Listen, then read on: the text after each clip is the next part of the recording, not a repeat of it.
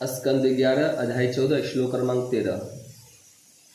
कश्चिन्न सजन्ता यस्य शान्तस्य समचेतस माया संतुष्टमनं सर्वा सुखमायादेशः।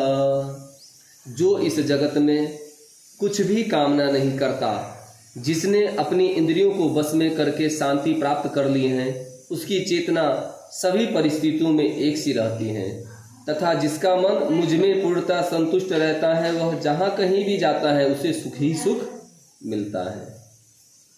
तात्पर्य में कहा गया है, जो भक्त निरंतर भगवान श्री कृष्ण का ध्यान करता रहता है, उसे भगवान की लीलाओं में दिव्य ध्वनि, स्पर्श, रूप, स्वाद तथा सुगंध का अनुभव होता है।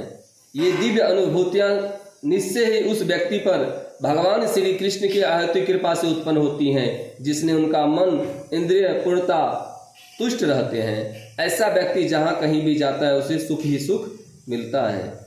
श्री विश्वनाथ चक्रवर्ती ठाकुर उस धनी व्यक्ति का उदाहरण प्रस्तुत करते हैं, जो यात्रा के दौरान जहाँ भी ठहरता है विलासमय जीवन बिताता है। इसी तरह जिस व्यक्ति में कृष्ण भावनामृत उत्पन्न हो जाता है, वह कभी भी सुख से वंचित नहीं होता, क्योंकि भगवान श्री कृष्ण सर्वव्यापी हैं। कश्चित्तः शब्द इस जगत की तथाकथित योग वस्तुओं का सूचक है। कश्चिन व्यक्ति ठीक से जानता है कि इंद्रिय तृप्ति केवल माया की चमक है। अतएव ऐसा व्यक्ति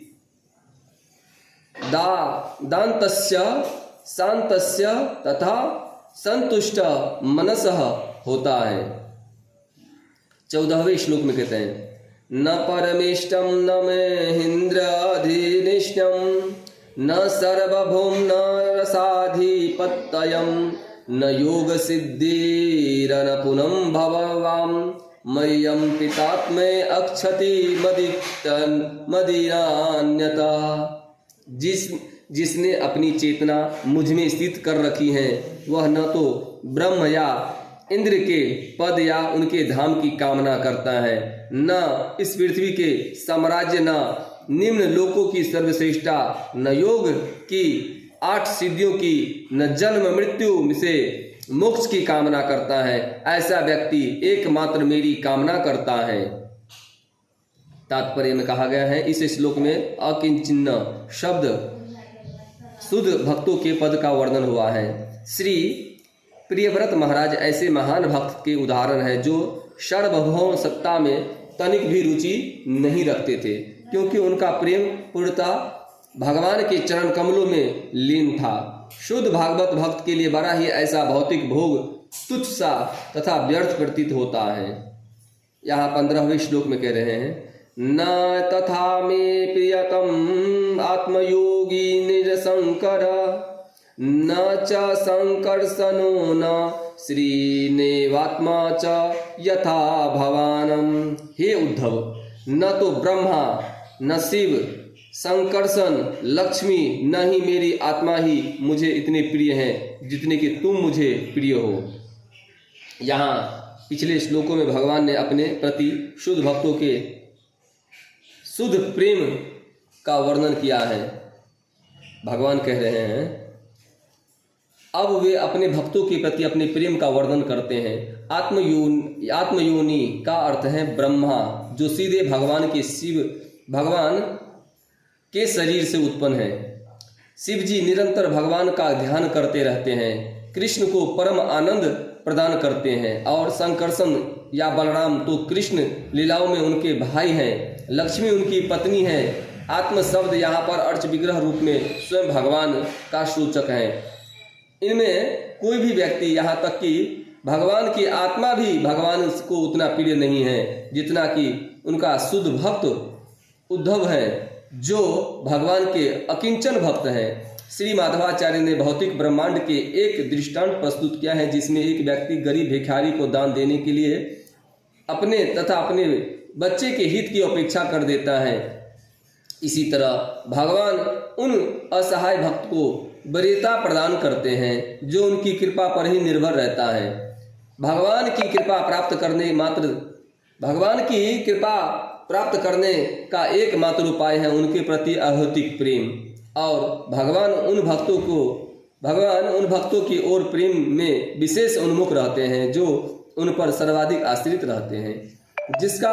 जिस प्रकार की माता पिता अपने असहाय बच्चों की चिंता आत्मनिर्भर बच्चों की अपेक्षा अधिक करते हैं, अतः यदि किसी में किसी भौतिक गुण या अभाव भी हो तो उसे निस्वार्थ भाव से भगवान पर ही निर्भर रहना चाहिए।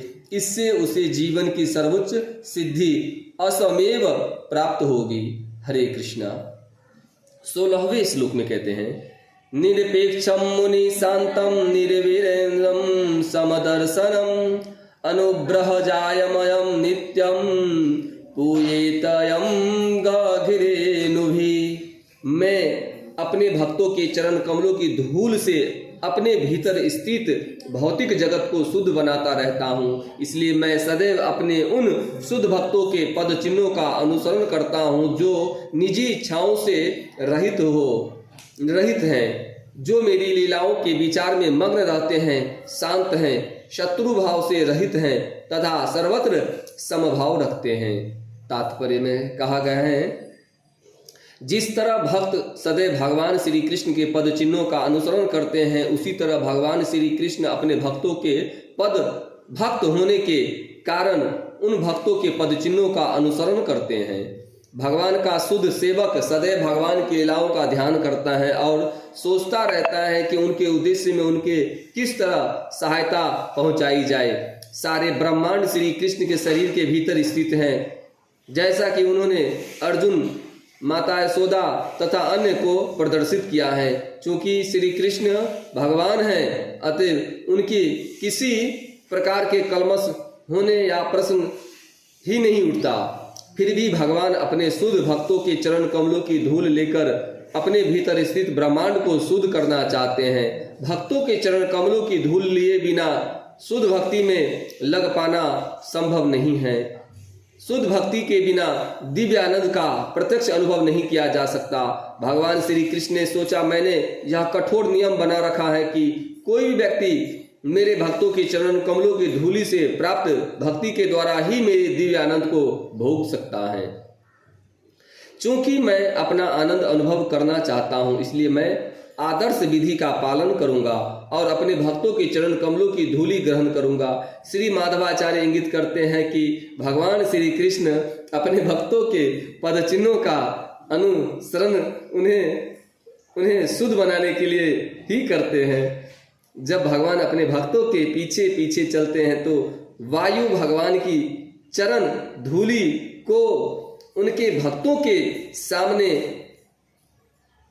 उड़ाकर ले जाती हैं और वे इस दिव्य धूलि का स्पर्श पाकर शुद्ध बन जाते हैं।